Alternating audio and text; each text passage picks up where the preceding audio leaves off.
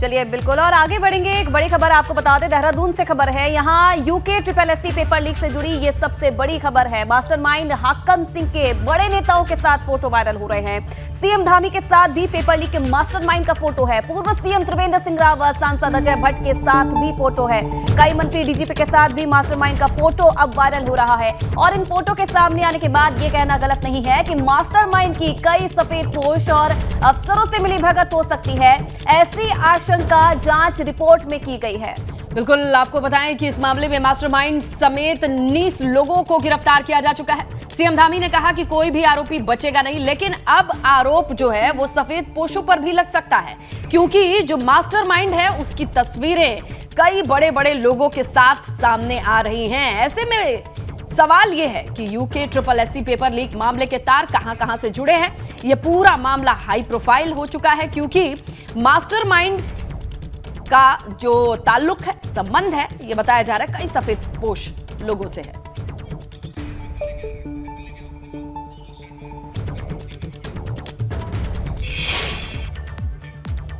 इसी मामले से जुड़ी एक और बड़ी अपडेट आपको बताएं, देहरादून से है, जहां यूके SSSC पेपर लीक मामले में बड़ा अपडेट यह है कि ईडी भी पेपर लीक मामले की जांच कर सकती है। गिरफ्तार हुए कई आरोपियों की संपत्तियों की जांच संभव बताई जा रही है। ईडी अपनी जांच रिपोर्ट दे चुकी है एसटीएफ को। एसटीएफ अब तक इस पूरे मामले में 83 लाख रुपए बरामद कर चुकी है और जानकारी के मुताबिक मामले में मुख्य आरोपी हाकम सिंह रावत के कई बड़े राजनेताओं से संबंध है। ऐसे में सफेद पोश भी सामने आ सकते हैं। जांच एजेंसियों के निशाने पर है वो, शिकंजे में है वो, जहां और जांच के बाद धीरे धीरे परतें खुलनी शुरू हो जाएंगी। लेकिन इस वक्त की बड़ी अपडेट, एसटीएफ को ईडी अपनी जांच रिपोर्ट भेज सकती है। 83 लाख रुपए पहले से ही मिल चुके हैं। ऐसे में पैसों का खेल और बंदर बाट और इसका सोर्स क्या रहा है, इस तमाम जानकारी वाली रिपोर्ट को ईडी एसटीएफ को सौंप रही है। मास्टरमाइंड हाकम सिंह के कई बड़े नेताओं के साथ फोटोज वायरल हैं। ऐसे में ईडी की जांच रिपोर्ट बहुत मायने रखती है, क्योंकि यह पूरा मामला हाई प्रोफाइल हो जाता है। ईडी अब पेपर लीक मामले की जांच कर सकती है और लगातार कहां से आए ये पैसे, क्या सोर्स रहे, किन किन लोगों तक पहुंचे, ट्रांजैक्शन कैसा रहा, ये तमाम चीजें जांच के बाद एसटीएफ के पास। सीधा रुख करते हैं हमारे सहयोगी पंकज राणा का। और पंकज, ये जरा समझाइए कि एसटीएफ को ईडी जांच रिपोर्ट सौंप चुकी है या अभी भी ये प्रोसेस चल रही है? देखिए, एक जो संपत्ति के ब्यूरो की रिपोर्ट है वो एसटीएफ ने ईडी को सौंपी है। उसमें जो लोग हैं, चाहे हाकम सिंह की बात हो या दूसरे जो सचिवालय के कर्मचारी हैं और वो अन्य लोगों की जो संपत्ति है वो पिछले कई सालों में बहुत ज़्यादा बढ़ी है, उसके संबंध एक रिपोर्ट एसटीएफ ने बनाकर ईडी को सौंपी है। तो ऐसे में अब माना जा रहा है कि जितने भी लोग इसमें गिरफ्तार हुए हैं, कुछ ऐसे लोग हैं, क्योंकि पेपर लीक मामले में तकरीबन 18 से 36 लाख रुपये इस मामले में लिए गए हैं जो छात्र थे उनसे। तो संपत्ति का एकदम से बहुत ज़्यादा बढ़ना ये ईडी के मामले की जांच का विषय बनता है और इसीलिए ईडी इस मामले की अब जांच करने जा रही है। क्योंकि देखिए, पूरी तरह से जो मास्टरमाइंड है हाकम सिंह इसका, और उसको जो गिरफ्तार किया है उसके बाद जिस तरह से उससे पूछताछ की जा रही है और जो परत खुल रही है उसमें एक एक जो गिरफ्तारी हो रही है उससे साफ जाहिर है कि जो इसके तार हैं ये बहुत लंबे हैं। उत्तर प्रदेश से इसके तार जुड़ चुके हैं। उत्तर प्रदेश के धामपुर में इसका एक सेंटर बनाया गया था जहाँ बच्चों को ले जाया जाता था, उनसे रकम ली जाती थी। तो ये तमाम चीज़ें इस ओर इशारे कर रही है कि अभी जो परत है इसमें मुख्य जो आरोपी है वो अभी गिरफ्तार होना बाकी है।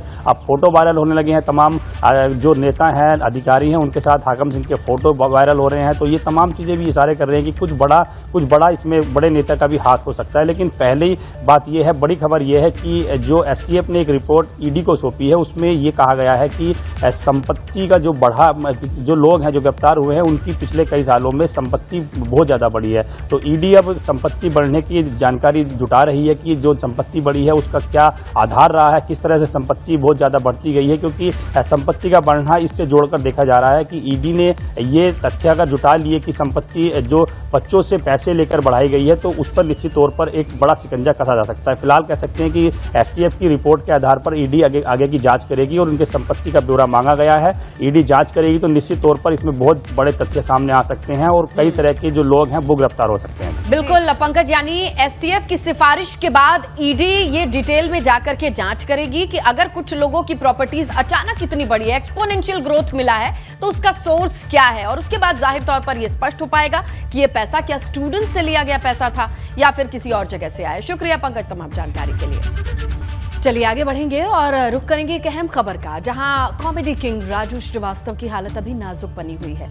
आपको बताएं, दिल्ली एम्स में भर्ती हैं राजू श्रीवास्तव और अभी वेंटिलेटर सपोर्ट पर हैं।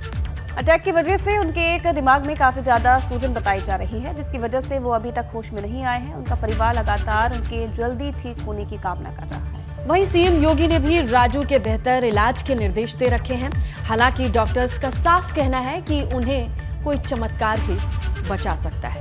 आपको बताएं, हार्ट अटैक के बाद राजू श्रीवास्तव को हॉस्पिटलाइज किया गया, लेकिन वहां पर उनके हार्ट की कंडीशन बिगड़ती चली गई और मौजूदा स्थिति में डॉक्टर्स का ये कहना है कि उनके दिमाग में सूजन है और दिल ने बहुत कमजोरी से काम करना जारी रखा है। ऐसे में कोई चमत्कार ही है जो उन्हें बचा सकता है। ऐसे में सीएम योगी की तरफ से ये कहा गया है कि इलाज बेहतर से बेहतर दिया जा सके, लेकिन अभी डॉक्टर्स का कहना है कि राजू श्रीवास्तव को दुआओं की जरूरत है।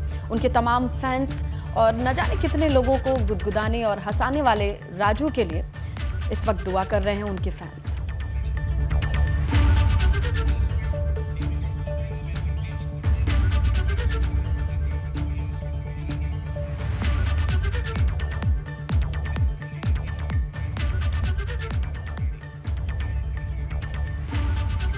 और आगे बढ़ेंगे, खबरों का रुख करेंगे, जहां सीएम योगी की बात करें तो बलिया की धरती पर पहुंचकर बलिदान दिवस भी मनाने वाले हैं, जहां वो जिला कारागार में अमर शहीद राजकुमार बाग की प्रतिमा पर माल्यार्पण करेंगे। बिल्कुल, और इसी के साथ ही सीएम योगी यहां पर जुलूस का शुभारंभ भी करेंगे। गोरखपुर से सीएम योगी सुबह लगभग 9:45 पर बलिया पहुंचेंगे। तो ये कार्यक्रम रहने वाला है सीएम योगी आदित्यनाथ का। बलिया के दौरे पर आज हैं सीएम योगी आदित्यनाथ और बलिदान दिवस के मौके पर कई कार्यक्रमों में शिरकत करेंगे। शहीदों को नमन भी करेंगे। जिला कारागार में शहीद राजकुमार बाग को श्रद्धांजलि देंगे। तो आज बलिदान दिवस के मौके पर बलिया के लिए रवाना होंगे मुख्यमंत्री योगी आदित्यनाथ। बिल्कुल आयुषी, बागी बलिया कहा जाता है, जहां के लोगों ने, वीरों ने बगावत करके ये साबित किया था कि आजादी पर उनका हक है। और देखिए, इसके लिए उन्होंने बलिदान भी दिया था।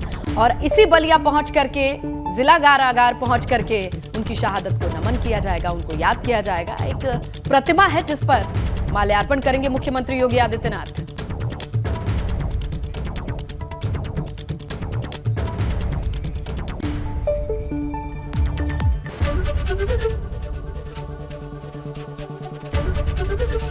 एबीपी गंगा, खबर आपकी, जुबान आपकी।